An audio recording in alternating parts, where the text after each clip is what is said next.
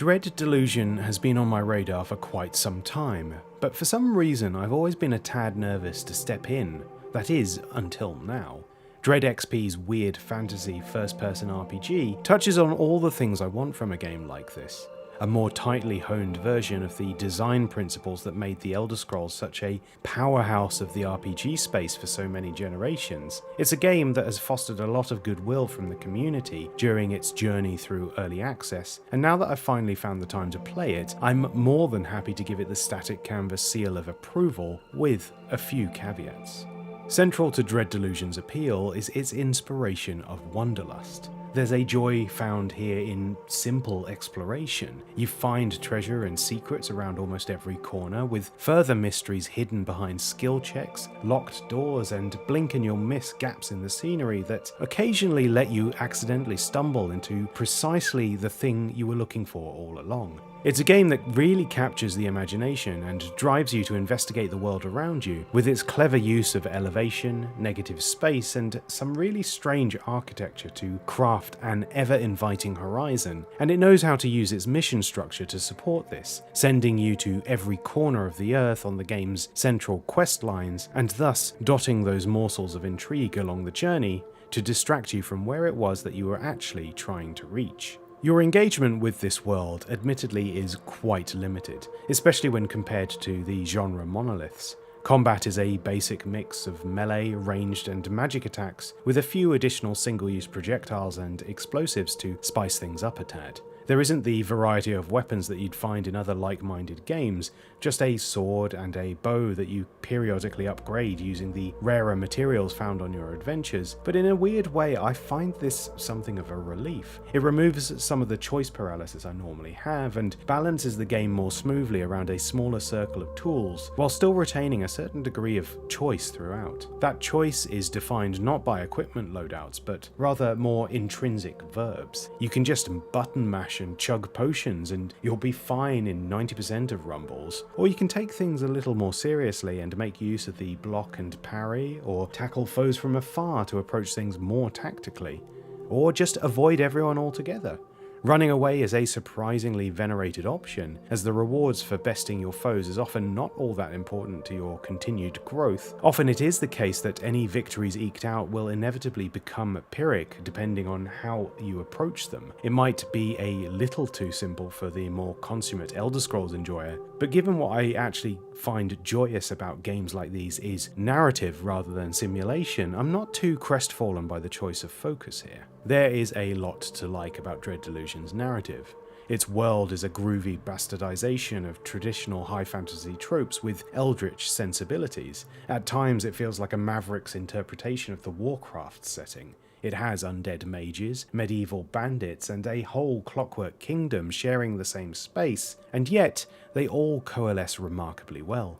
I think it helps that the art style, fashioned from low-resolution voxels that once again evoke the classics, gives the spaces you occupy a crackling, dreamlike haze that covers some of the seams that otherwise would stand out like a sore thumb. It all feels like the twilight ruminations of someone who's had a bit too much cheese before bed. It is also a generously sprawling world to explore.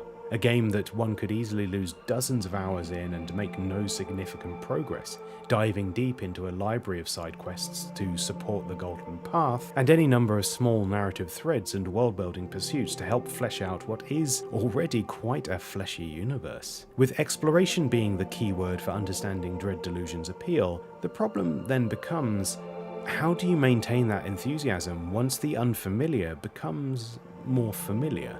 It is here that I do feel Dread Delusion struggles a little.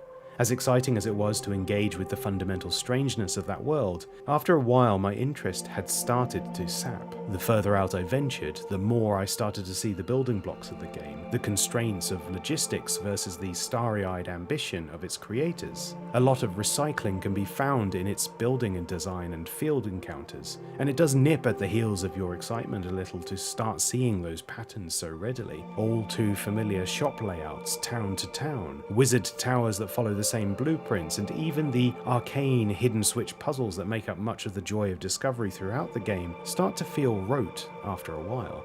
For the record, The Elder Scrolls has always been incredibly guilty of this too, to a much higher degree, and as someone who's played nearly a dozen Yakuza games over the last decade, I'm not averse to a touch of smart resource economizing in game development, but considering how it's the bespoke aspects of Dread Delusion that I consider to be its best foot forward, I can't help but wonder if it might have been better to simply provide us with less game. Coupled with this is the amount of backtracking you find yourself doing. There is a fast travel system in play here, but it's built around singular anchor points that you need to physically activate rather than selecting from the map. And so you will find yourself with a number of bitty, minutes-long treks across landscapes you've already scoured. On the one hand, I do appreciate the healthy friction this provides the game, forcing you to plan your journeys ahead and to be thorough in your exploration. And the inconvenience makes a lot more sense when you eventually unlock the use of an airship, reframing the shape and size of the world dramatically and giving the player a sharp, impactful boost of power over what was once intimidating or laborious. On the other hand, sometimes you just want to get to where you need to go to complete a particular quest, and trudging across already rinsed locations starts to feel like a bit of a waste of your time. The worst iteration of all this is when you fall to a particularly challenging foe or slip off the side of one of the world's many floating islands into the abyss, taking you back to your last checkpoint and enforcing that same death march across the map once more. Yes, I wasn't looking where I was going on multiple occasions. No, I will not accept my own responsibility for this fact. My enthusiasm for Dread Delusion comes in waves. There's still a lot I find exciting about that world, especially when venturing into a new region for the first time. I appreciate in particular how the story settles on what seems like a relatively small-scale quest at first, one that allows the player to take in the grander themes and wilder elements of this setting and lore before expanding into the more drastic, save-the-world narrative. I'm not massively in love with the writing itself. Like much of the game, it has moments of delight and poetry, but it feels mainly like a selection of lore dumps disguised by dialectical choices. But the ideas it presents are certainly worth the intellectual pursuit. It's a story about duty, betrayal, and lifting the veil to uncover the true nature of reality, and almost every aspect of the game pushes you to think about this beyond a surface-level interpretation of its events. Dread Delusion, as a result, is a fascinating exercise in approaching an ambitious genre with more modest resources, but having the freedom to go absolutely hog wild with ideas along the way.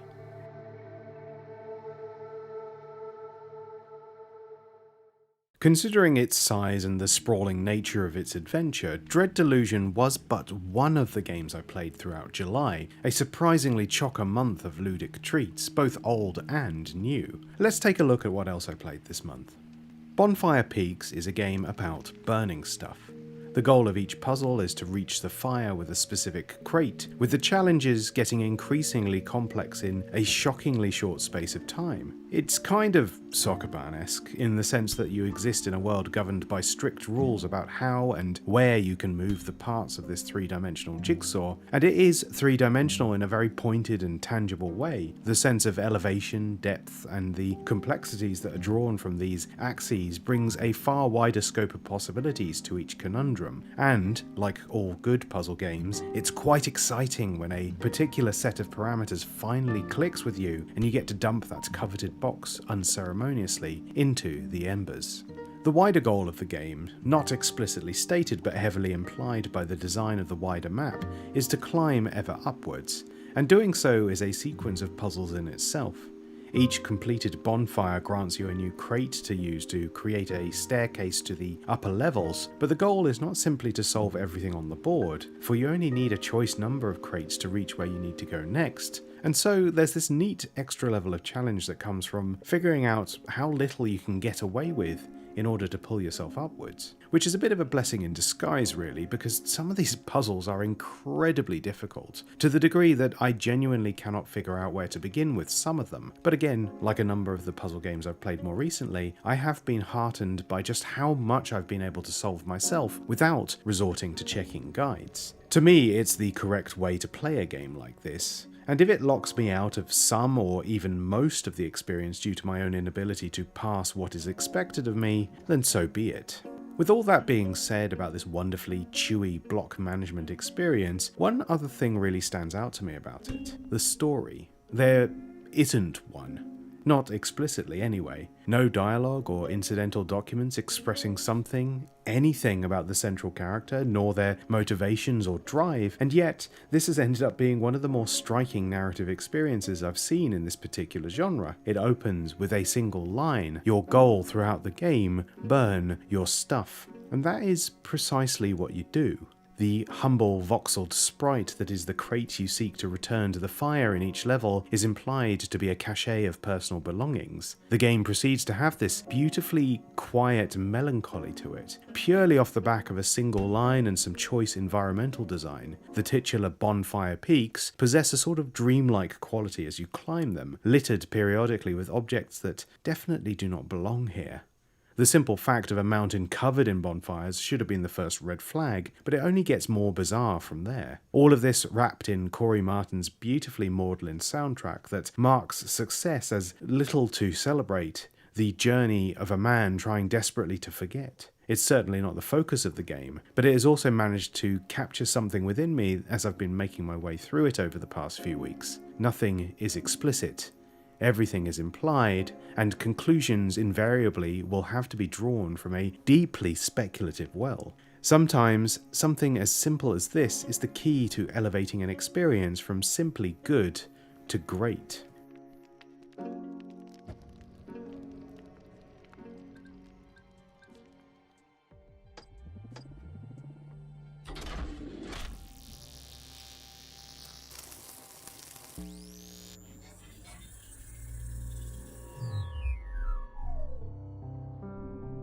With the agony of memory fresh in the grey matter, here I want to mix up the timeline a little by talking about the game I've finished most recently. I say talking about, but the incident at Galley House's greatest frustration is how you actually go about selling it to anyone when the story is, by a wide margin, the main attraction.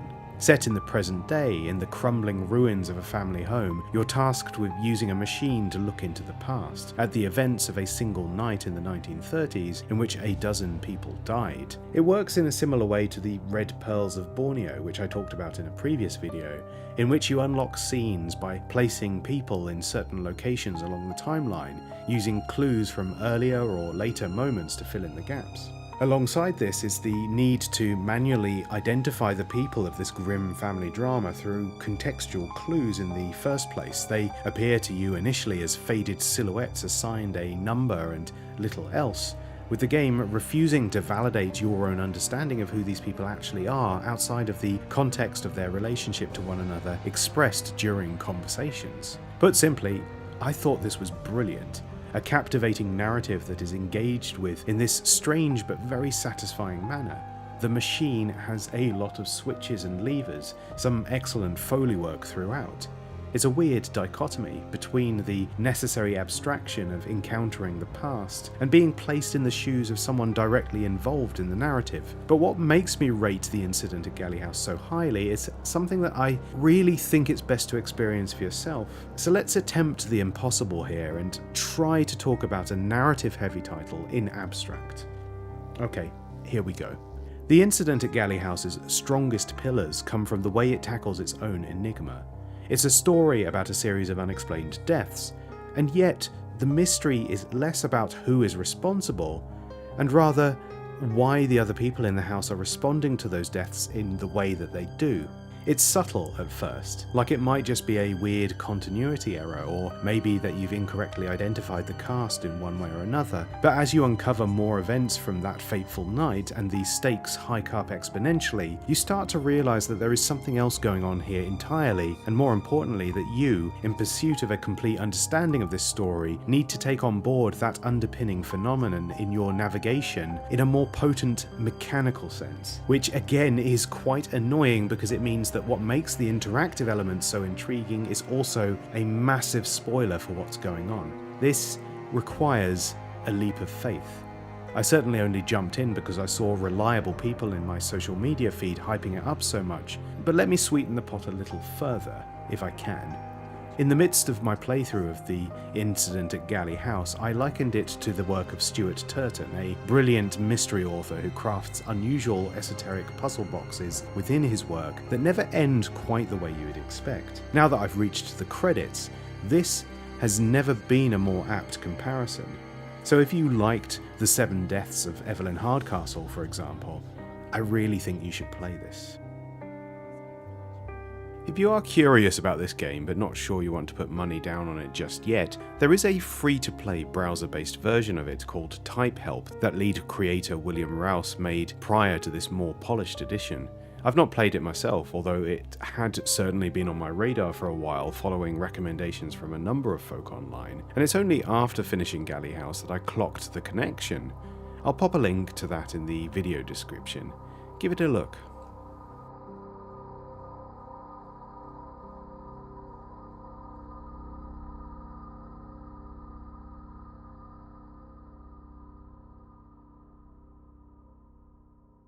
With that all said and done, let's take a little break from explicit storytelling to talk about something a little more mechanical in nature. I was put onto Tiling Forest after a recommendation found in an episode of Chris Plant's Post Games podcast, and while I don't typically like to write about demos outside of the Next Fest space, I've probably played this as much as anything else this month, and I think it kind of has to be considered in its own right. Tiling Forest, as a taster for an upcoming much larger project, Tiling Towns, is a puzzle game about creating pathways and filling empty spaces, and it is remarkably complicated. For starters, you don't have all the right pieces, unlocking new options with each completed area, but areas often can't be completed without specific pieces.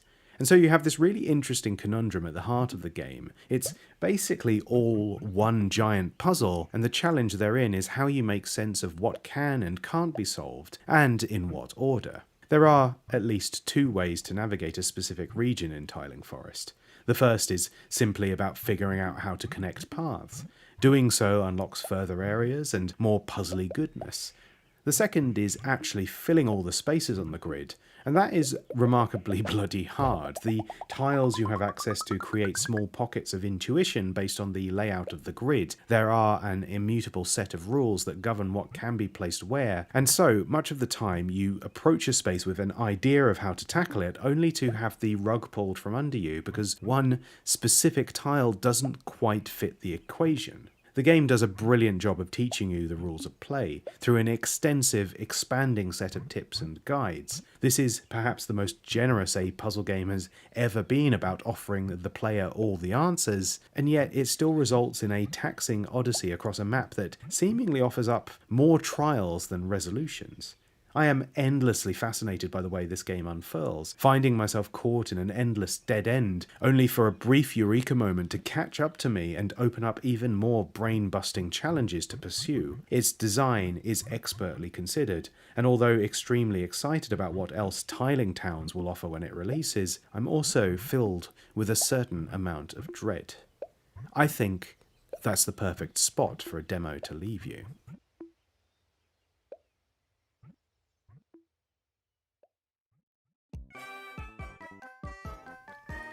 Tell all your friends that Poinpy is back, and it is bloody marvellous. The brainchild of Downwell creator Ojiro Fumoto, it's a game that had quietly disappeared from app stores following the conclusion of an exclusivity deal with Netflix. Something I thought long abandoned, I was pleasantly surprised when the team at Devolver Digital loudly and proudly announced its re-release recently, and so I've been digging back in.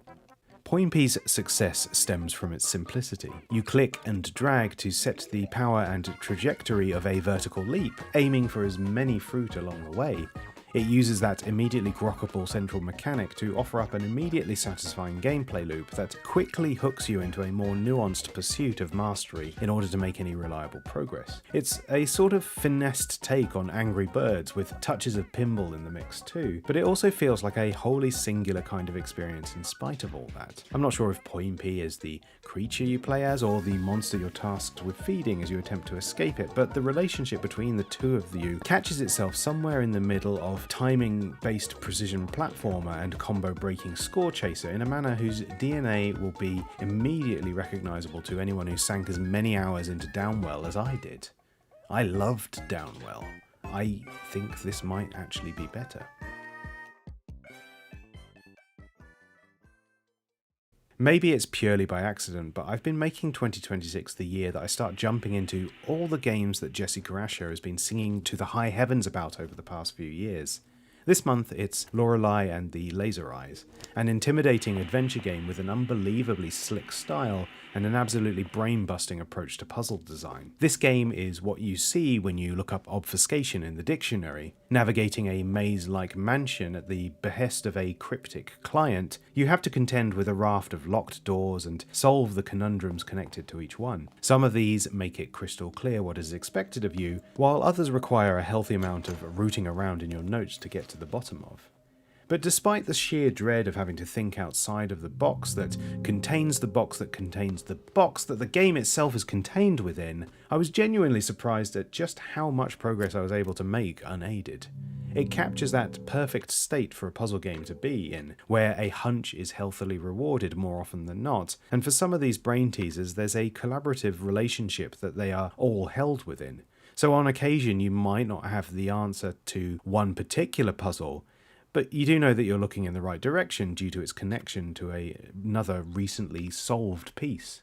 Following an enthusiastic inaugural investment, I have to admit that my momentum with Lorelei and the Laser Eyes has stalled a little. I don't want to give in to the temptation of looking up the solutions to the specific roadblocks I'm currently facing. However, I am at a cognitive impasse, and I think I need to take a little break. Time will tell if I jump back in again to pursue this peculiar parade of puzzles to its conclusion, but either way I am grateful to have been able to experience such a singular piece of interactive art firsthand after so many years of watching it from the sidelines. It's me, Mario! Super Mario 64 was the third game I ever bought, and so it's been a formative text in my relationship with the act of play. The 3D platformer, the game that came to define the standard for how almost all modern genre staples handle. Returning to it this month, I'm pleasantly surprised at just how remarkable an experience it remains, even decades later and with the heat of everything that came after nipping at its heels. A couple of things have stood out to me on this re-evaluation. Primarily, how constrained the camera is, moving in quadrants and seemingly at war with the geography of the world around it. I have spent a not inconsiderate amount of time wrestling with my own line of sight while I attempt the game's many platforming challenges. At the same time, however, I can't help but be impressed by it. This was uncharted territory when it first released, and in fact its relationship to the game writ large is far more muted than one would normally expect. Mario and the challenges he must overcome are handled in such a way that they don't require constant recentering of the frame, and with enough time and patience I found myself making peace with what the game decides I should see, and still managed to succeed with even quite tricky maneuvers. Also, in navigation, forcing you to stop and manually scope out the area you're trying to traverse cues you up to approach the game's star challenges with a bit more planning and intent, which also feeds into the other striking aspect of the game, Mario himself. Controlling Mario here has been a bit of a jarring experience. He has a peculiar weight and momentum to his movements that took me a while to adjust to after my experiences of the following 30-odd years of refining and smoothing out the wrinkles even in the Happy Plumber's own sequels. Mario skids across levels in a manner that almost feels uncontrollable. His leaps require good timing, if not perfect, but the movement tech found here feels far from a prototype, a refined, dare I say, perfected understanding of how to take a core set of abilities and expand them into something that encourages mastery, even when it doesn't necessarily demand it. Yes, I have fallen afoul of a misjudged leap onto a moving platform or two during my time with the game because of this, but there's a remarkable purpose to those physics that I often find missing from more modern offerings. Honestly, it's refreshing to play something with such playful friction at its heart, and considering its launch at the infancy of the 3D platformer genre as a whole, that this is so jam-packed with fun, exciting ideas feels like it's decades ahead of its time. Many of the levels you navigate have complex moving parts or simulated ecosystems you have to make sense of. The game has water levels that aren't completely miserable, more than one of them. It has secrets everywhere. Almost every area has some completely unique feature that feels like the sort of thing you'd implement in the third or fourth sequel, not your first time around. Having said this, still there were times when Mario 64 started to show its age. The controls were not quite as responsive as I'd like, although that may be down to being played through the Nintendo Switch Online service rather than the original hardware. I'm not sure if that makes a key difference here. I should say also that as much as I found the camera a fascinating relic, I also swore at it until I was red in the face on many, many occasions, and certainly save states have helped mitigate a lot of the frustration of dealing with Mario being a weighty oaf who kept sliding off platforms into the abyss. But in spite of all of these irks, I'm thrilled to return to something from my personal past and still find it to be a fantastic experience through and through.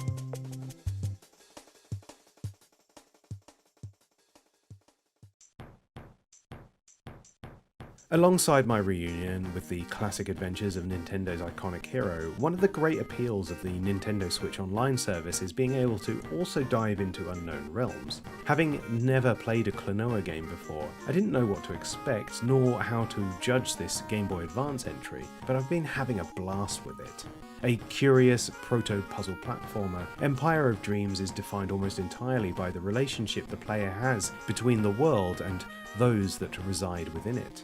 Enemies exist not only as a threat to your continued survival, but also as your primary means of traversing each level. Grappling them with your wind bullet allows you to hurl them across the screen or use their body for a handy bit of momentum to reach higher platforms. These simple interactions form the basis of a wealth of brilliantly curated levels, creating a score of micro-puzzles within each one as you seek out the conditions for unlocking the end of stage, navigating spaces that often require thinking about the bigger picture to make sense of. I don't have much else to say about Klonoa Empire of Dreams. It's just a really cleverly designed game that, although occasionally frustrated me with some of its more timing-based puzzles, I've had a great time working my way through this month.